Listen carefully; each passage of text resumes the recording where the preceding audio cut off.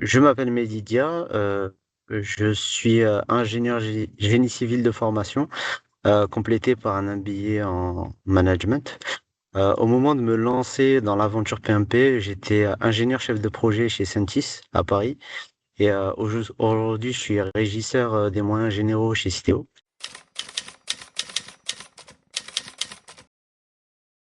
Pour être honnête, avec mon double background, je verrai déjà des projets en fait sur le terrain, mais de façon parfois empirique, pour dire la Mhm. vérité. L'élément déclencheur a été la volonté de structurer ma méthodologie autour justement des standards internationaux incontournables. Je voulais acquérir ce langage universel du moment du management de projet pour piloter des opérations plus complexes et manager plus efficacement et aborder justement mes fonctions avec une rigueur maximale.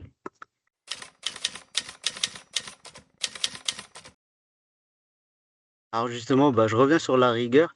Euh, pour le choix, pour l'anecdote, en fait, j'ai fait tout un benchmarking. J'ai appelé plein de centres de formation. Et ce qui m'a convaincu chez MBCS, c'est la clarté et la structure de la méthodologie. J'avais pas mal échangé justement avec les différentes personnes chez MBCS. Et moi, en tant qu'ingénieur, j'ai besoin d'organisation, j'ai besoin de cadre. Je savais que le PMP était un immense morceau, que je m'engageais vraiment sur un champ de bataille.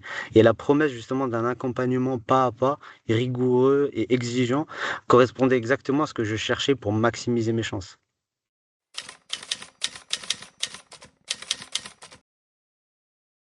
Le cours, en fait, est abordé partie par partie de manière très logique.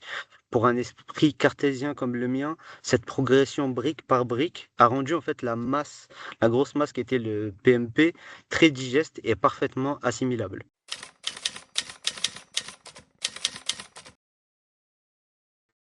Bah, l'outil que j'ai découvert pendant la formation et sur lequel je me suis rendu compte qu'en réalité, je l'appliquais, mais mal, pas de la bonne manière, mais qui était appliqué durant mes missions, c'était l'agilité et en fait et l'approche hybride.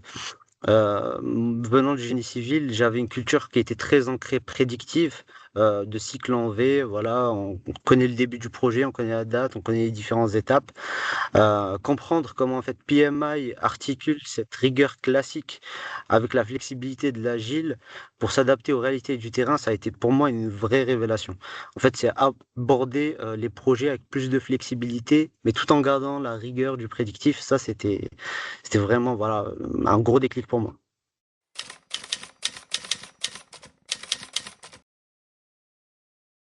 Euh, les sessions de formation donnaient en fait la structure et le cap global. Avec bien sûr, lorsqu'on a des questions, tout était répondu par Martial avec la clarté maximale. De mon côté, j'utilisais le PMBOK le soir et après justement la formation pour creuser plus profondément chaque partie. C'est-à-dire que voilà, Martial donnait les bases et moi du coup je devais aller plus dans le détail grâce au PMBOK.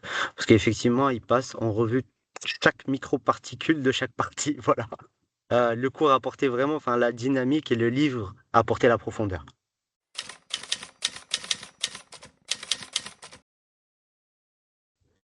Franchement, l'ambiance était excellente. Je n'ai rien à dire. Le niveau d'exigence était très élevé.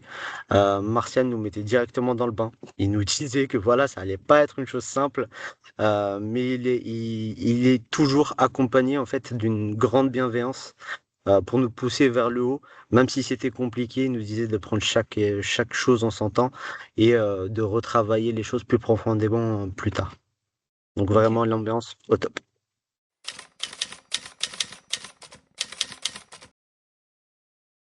Alors j'espère que, enfin, que vous n'attendez pas une réponse chiffrée, parce que pour être tout à fait franc, je n'ai pas compté mes heures, mais j'ai géré cette préparation comme un projet, voilà. Avec des jalons précis étalés en fait sur plusieurs mois, et à la fin avec un gros sprint final intensif. En gros, j'ai découpé en plusieurs parties, mais j'ai vraiment pas compté mes heures.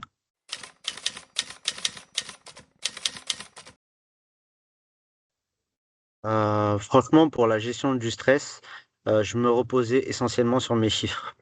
fait, face au doute, enfin, c'est vis-à-vis de moi. Après, je sais que chaque personne est différente. Je regardais mentalement, je me repensais à mes statistiques de réussite sur le simulateur. Pour le mental, enfin, j'ai dédié les 2 derniers jours avant l'examen exclusivement à des visionnages de vidéos de préparation pour m'imprégner à 100% du PMI mindset. Et cela m'a permis en fait d'arriver serein le jour J. Le but, voilà, c'est vraiment de penser comme PMI voudrait que l'on pense en tant que chef de projet, en tant que PMP. Voilà.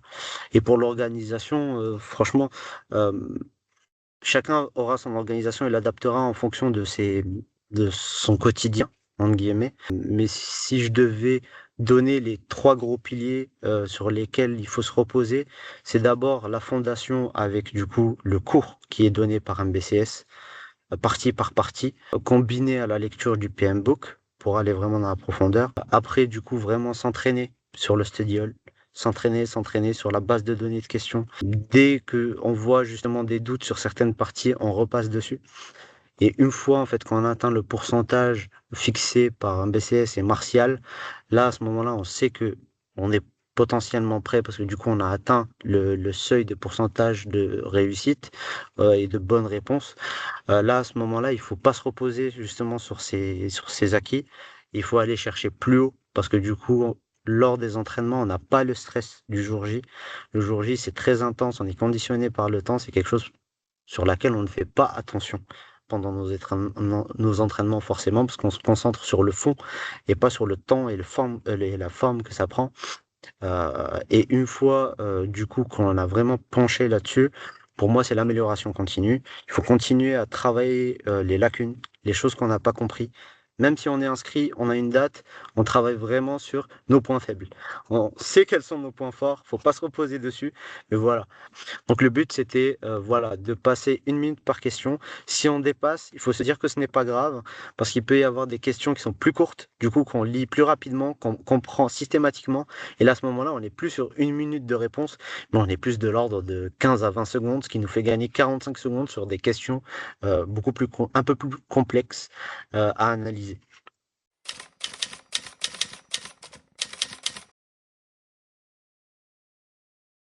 Toute franchise, ça m'a donné une hauteur de vue, j'ai dit, incroyable sur les différentes actions. Aujourd'hui, dans l'entreprise dans laquelle je travaille, je vois plus mes tâches opérationnelles comme de la simple gestion, mais comme des projets stratégiques qui doivent justement servir une mission, une entreprise et un effet d'ensemble en fait. C'est-à-dire que c'est chacun donne justement un jalon et si un jalon fonctionne bien, le reste tournera bien aussi. Le but, c'est vraiment d'avoir ce recul-là pour mieux gérer chaque partie. En fait, j'ai commencé à mettre en application du moment que je faisais déjà la formation, parce qu'il n'y a pas plus formateur que appliquer ce qu'on apprend. Effectivement, on continuera à faire des erreurs parce qu'on est toujours en formation, mais une fois qu'on aboutit au résultat final, ces erreurs-là se réduisent. Mais dans mes fonctions actuelles, je coordonne une multitude de prestataires et d'équipes internes. Et les outils, par exemple, du domaine People et la gestion des parties prenantes du PMP me servent tous les jours pour aligner à la fois les attentes, communiquer efficacement avec les équipes et désamorcer aussi des risques opérationnels potentiels.